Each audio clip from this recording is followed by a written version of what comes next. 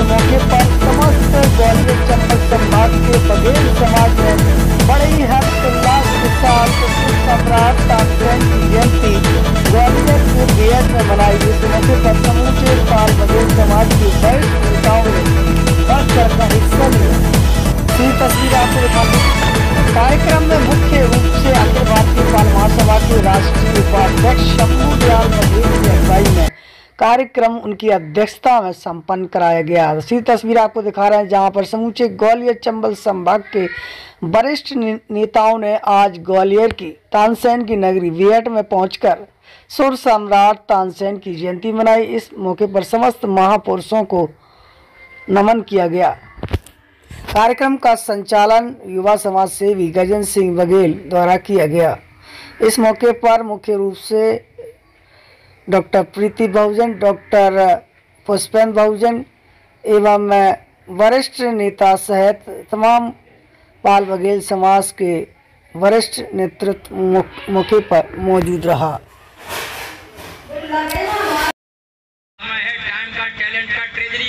बिना पैसे के कुछ नहीं होता है। और उसमें जोड़ लीजिए टेक्नोलॉजी। डॉक्टर साहब ने मुझे बताया था, सिखाया था, उन्हीं के शब्दों को मैं यहाँ दोहरा रहा हूँ कि टाइम, टैलेंट, ट्रेजरी और ट्रांसफरेंस, यानी पारदर्शिता भी होना चाहिए कि हम जो करें वो चौड़े में हिसाब भी फेंकने के लिए डला है। यही है। मैं मेरे भाइयों युवाओं से कहना चाहता हूँ कि आप लोग आगे आइए। आपका जमाना, हम भी किसी जमाने में हुआ करते थे। आज 50 को 52 को पूरा कर चुके हैं, तो विवाह तो नहीं है परंतु करने में पीछे नहीं है। आज भी मैं अभी तैयारी में लगा हूं। 2 अक्टूबर को ग्वालियर में करी थी और मैं सुना।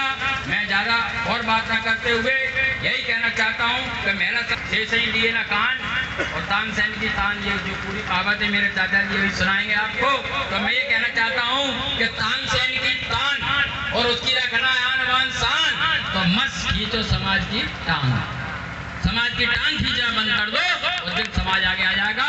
और आने वाले समय में आज संकल्प लेके जाओ कि मुरार से बघेल समाज का प्रत्याशी लड़ेगा, वो चाहे जिस दल से हो, ये संकल्प लेके आज जाना। जय हिंद। पंचायत का चुनाव लड़ा था तो जरा से थोड़े से वोटों से 480 वोट से चुनाव हार गया।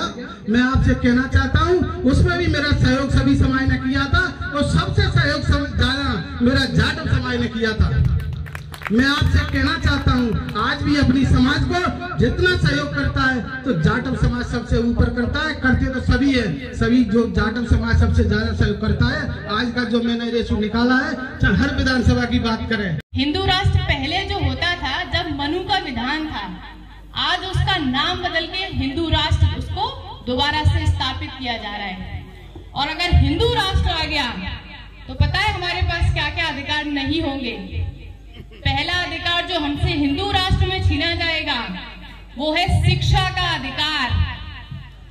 दूसरी चीज संपत्ति का अधिकार। तीसरी चीज सामाजिक बैठकें।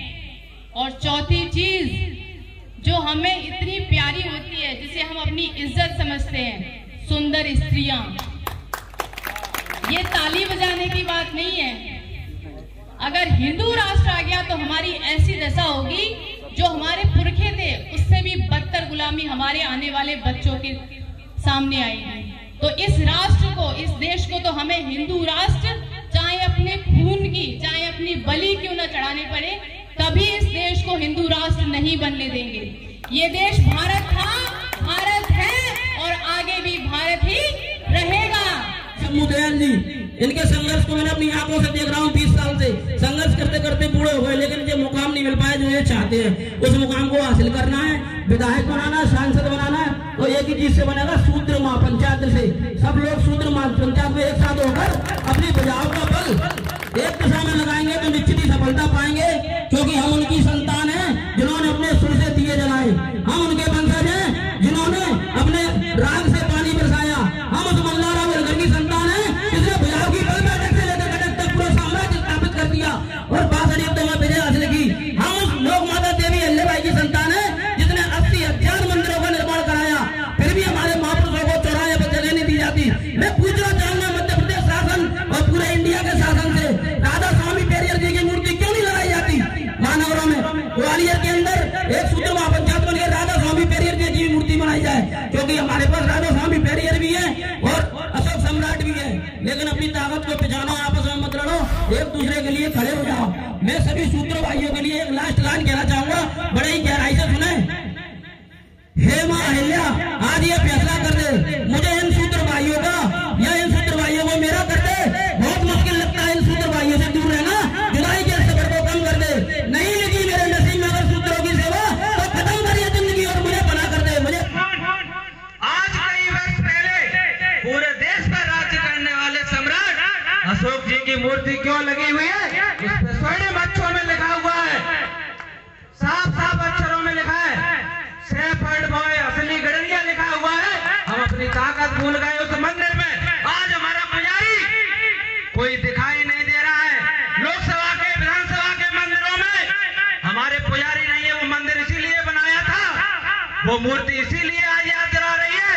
आपको उस मंदिर में बैठना पड़ेगा, तभी हमें अपनी शिक्षा, हमें अपने अधिकार और हमारे जनप्रतिनिधि बैठे होंगे तो हमारी ताकत मिलेगी।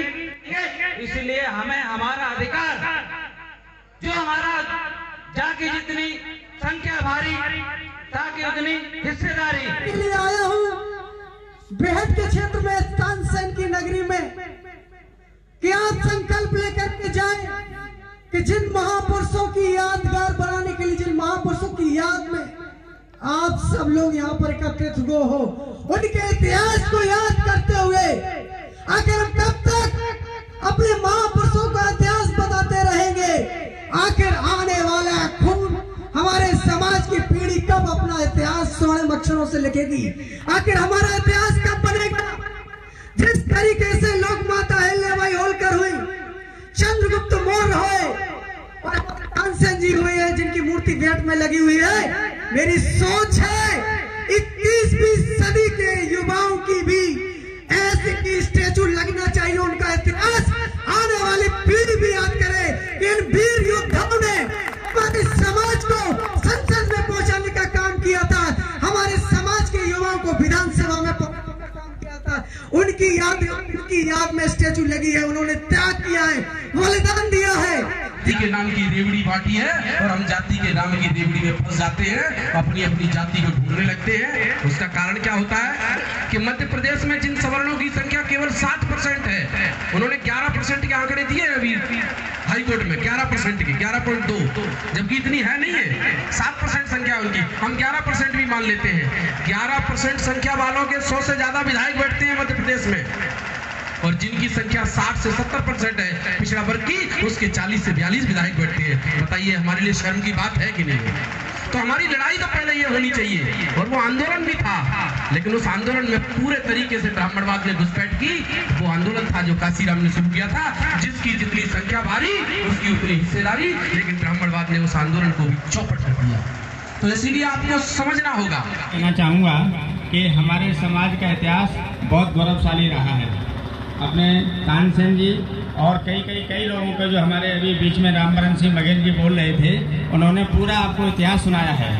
तो पुराना इतिहास अपना बहुत अच्छा रहा है, बहुत सुनहरा रहा है, लेकिन अब आगे के इतिहास कैसे अच्छा बने, आगे हम लोग कैसे चलें, तो उसके लिए आज जयंती है अगर तानसेन जी की, तो अपने घर जाकर के 2 दीपक जलाएं, 1 दीपक जलाएं, घड़ी लगाएं, फुलझड़ी लगाएं और सब लोगों को बताएं कि आज हमारे समाज में जन्मी हुई हमारी महापुरुष सम्राट तानसेन जी, जो अकबर के 9 रत्नों में एक थे, वो हमारे समाज के थे। आज उनकी जयंती है। घर जाकर के 1 दीपक जरूर जलाएं। और सब लोग, सोशल मीडिया का जमाना है। हमारे गुरुजी ने कहा था, हमारे गुरुजी ने हमसे कहा था कि खर्चा होना चाहिए कम और चर्चा होनी चाहिए ज्यादा। सोशल मीडिया का जमाना, एक फोटो, एक क्लिप डाल दो, फेसबुक, व्हाट्सएप, इंस्टाग्राम, ट्विटर। नए सदस्य हैं तो चैनल को सब्सक्राइब करें और चैनल को लाइक करें, वीडियो को शेयर करें और घंटी दबाना ना भूलें। यदि आप घंटी नहीं दबाएंगे तो खबरों का नोटिफिकेशन आप तक नहीं पहुंचेगा। अब चैनल है, जुड़े रहिए हमारे साथ। नमस्कार।